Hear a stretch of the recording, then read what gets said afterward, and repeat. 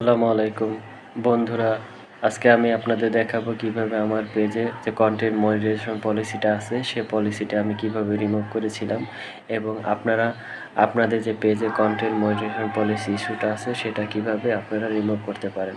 তো সেজন্য আপনাদের আমি মোবাইল স্ক্রিনে নিয়ে যাই। সি ড্যাশবোর্ডে যাবেন। সি ড্যাশবোর্ডে যাওয়ার পর এই যে উপরে এখানে এখানে যে মনিটাইজেশন অপশনটা আছে সেই মনিটাইজেশন অপশনে যাবেন। যাওয়ার পরে একটু স্ক্রল করে নিচে নামবেন।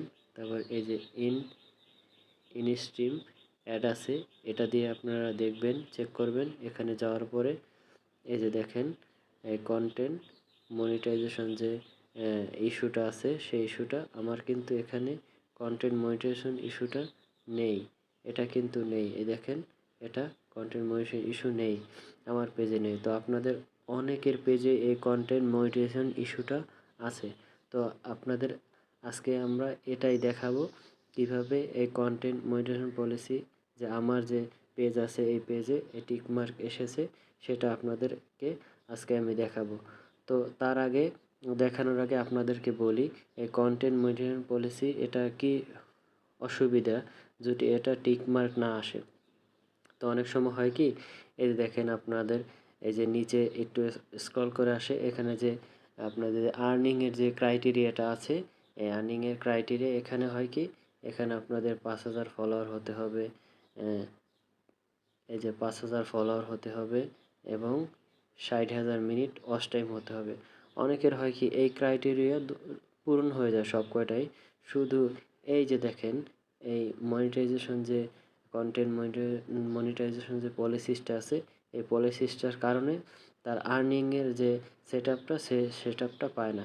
তো সেই জন্যই আপনাদের আজকে আমি দেখাবো যে কীভাবে আমি আমার পেজে যে কন্টেন্ট মনিটাইজেশন পলিসি ইস্যুটা ছিল সেই ইস্যুটা রিমুভ করতে পেরেছিলাম। তো সেজন্য আপনাদের ব্যাগে আসতে হবে এখান থেকে। এই যে উপরে যে থ্রি ডট আছে এই থ্রি ডটে যাবেন। যাওয়ার পরে নিচে স্ক্রল করে আসবেন। আসার পরে দেখেন হেল্প অ্যান্ড সাপোর্ট এই অপশনটা আছে, এই অপশনটায় যাবেন। যাওয়ার পর এই যে রিপোর্ট এ প্রবলেম এখানে যাবেন।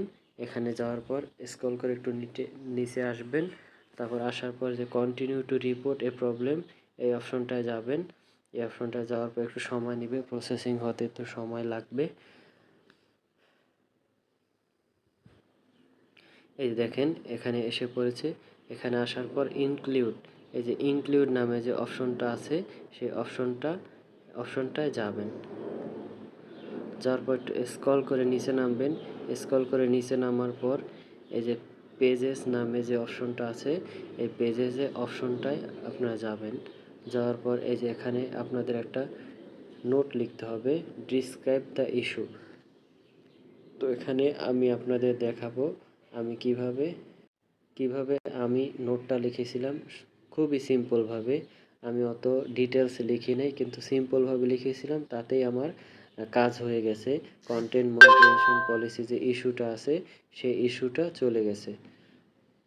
এই দেখেন আমি এই লেখাটা লিখেছিলাম, সামান্যভাবে লিখেছিলাম। তো আপনাদের আপনি যেভাবে সাজিয়ে গুছিয়ে লিখতে পারেন, আপনারা আপনাদের মন মতোভাবে লিখতে পারেন। তো আমি এভাবেই লিখেছিলাম, তো আপনাদের এই জন্য এভাবেই দেখাইলাম। অনেক সুন্দরভাবে অনেকে লিখে, আপনারাও চাইলে লিখতে পারেন। তো এটা লিখার পরে এই যে আপলোড ফ্রম ফোন এখানে যে একটা অপশন আছে, এখান দিয়ে আপনাদের আগে থেকেই আপনাদের স্ক্রিনশট রাখবেন যে আপনার যে কন্টেন্ট মনিটাইজেশন যে ইস্যুটা আছে সেই ইস্যুটার একটা স্ক্রিনশট রাখবেন। স্ক্রিনশট রাখার পর এই যে এখানে আপনারা যাবেন।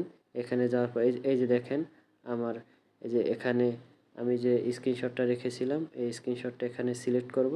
সিলেক্ট করার পরে এই যে দেখেন এখানে অলরেডি এখানে এসে পড়েছে। এখানে আসার পর এই যে দেখেন উপরে যে এই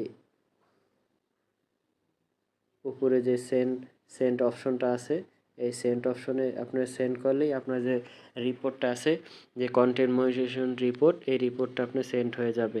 তো যাওয়ার পরে আপনাদের যে পলিসিটা আছে কন্টেন্ট মনিটাইজেশন পলিসি এই পলিসিটা আশা করি সলভ হয়ে যাবে। আমার এভাবেই সলভ হয়েছিল। তো ধন্যবাদ ভিডিওটি দেখার জন্য।